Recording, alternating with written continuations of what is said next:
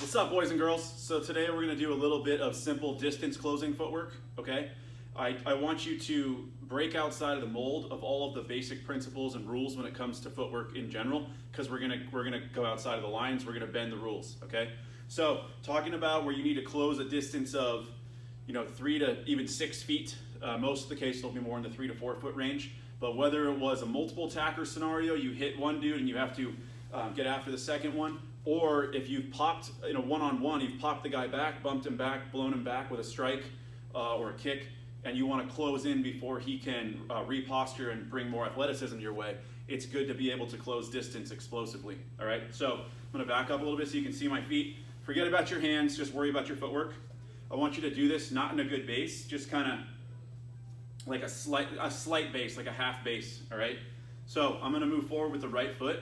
Normal footwork, what would I do? I would take the foot, I would move the right foot first and move the left, okay? And if I wanted to do that with a little more speed, what would I do? I would push off the left foot to make the right one go. Okay, good. But that's not what we're gonna do.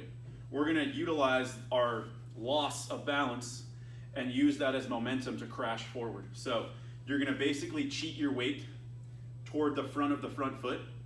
And as soon as you feel like if you were to go a little farther, you would begin to fall, that's when you're gonna pick your foot up and take a larger step than usual, okay? So this is, by the way, if you've not done this, this is going to feel awkward. That's okay, just work through it, all right? So feel your weight distribution. You're gonna have your weight go to the front foot, okay? You can do that by pushing and turning the back foot, okay? Just sort of in the way that we do when we're hitting, right? I'm gonna push and turn, and that brings my weight to the front foot. And then as I take my footwork, I'm gonna do it very slowly. I'm going to pick up my foot and land with the heel and then the toe, okay? So here, I'm basically skillfully catching my fall. It's a good way to think about it.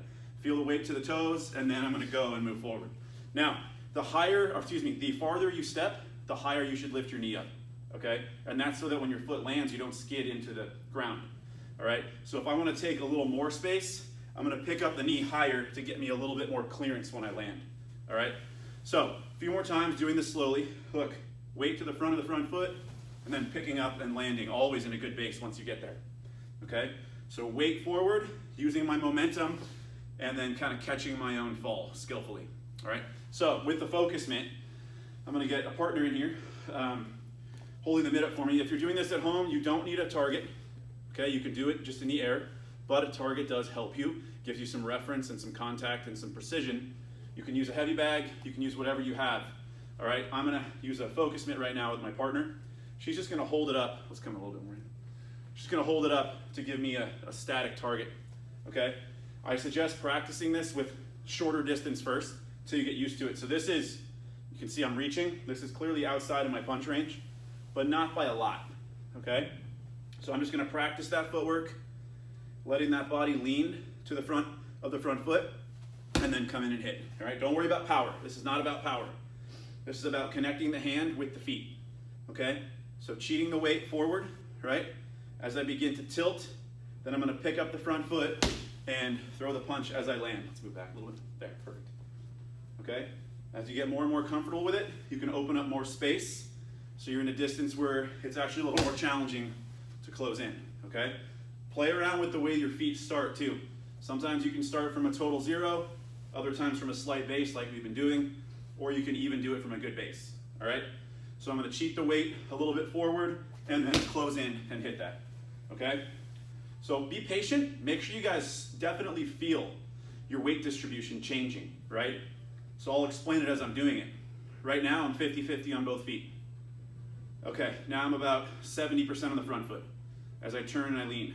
Now I'm about 80. Now I'm about 90. And then once I get over 90, that's when I go and I pick the foot up and skillfully roll that footwork and land heel toe, okay?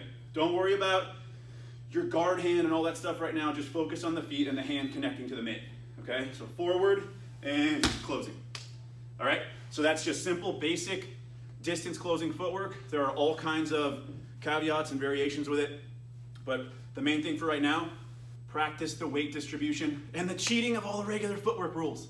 It's okay. Have a great day. We'll talk to you all soon.